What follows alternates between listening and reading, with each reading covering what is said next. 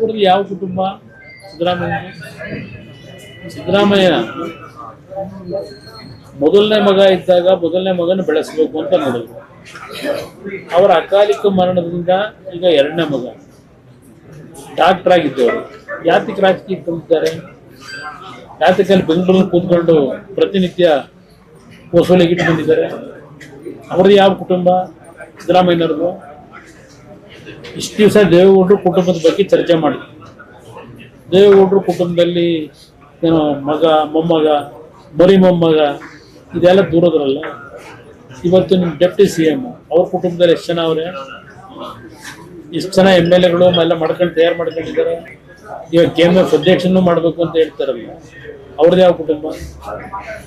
ಎಷ್ಟು ಕುಟುಂಬಗಳು ಇವತ್ತು 2 ಜನ 3 ಜನ ಶಾಸಕರುಗಳಿರ್ತಕ್ಕಂಥ ಕುಟುಂಬಗಳಿಲ್ಲ ಪಾರ್ಟಿಗಳಲ್ಲಿ.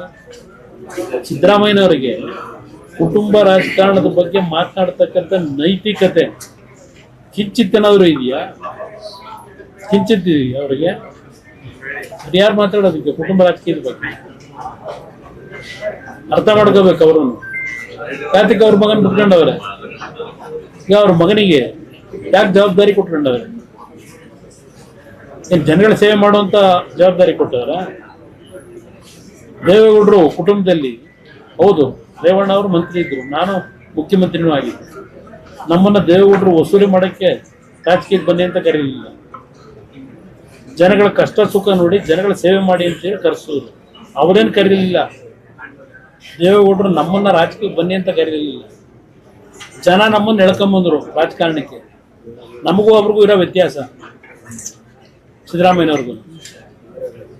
ನಮ್ಮನ್ನ ದೇವೇಗೌಡರು ಬೆಳೆಸ್ತಿಲ್ಲ ಎಂದು ನಾನು ಲೋಕಸಭೆಗೆ ನಿಲ್ಲೋದಿಕ್ಕೆ ಬಹಳ ವಿರೋಧ ಮಾಡಿದವರು. ರಾಜಕಾರಣ ಯಾವ ಕಾರಣಕ್ಕೂ ಬೇಡ ಅಂತ.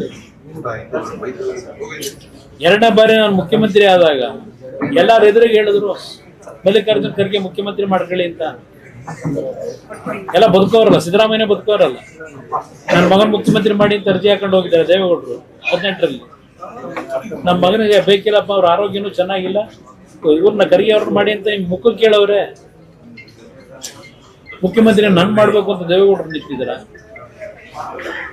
ಇದಾಗ ನಮ್ಮ ಕುಟುಂಬದ ಬಗ್ಗೆ ಇವ್ರು ಯಾರು ಚರ್ಚೆ ಮಾಡ್ತಕ್ಕಂಥ ನೈತಿಕತೆ ಯಾರೂ ಇಟ್ಕೊಂಡಿಲ್ಲ ಅನ್ನೋದು ನನ್ನದು.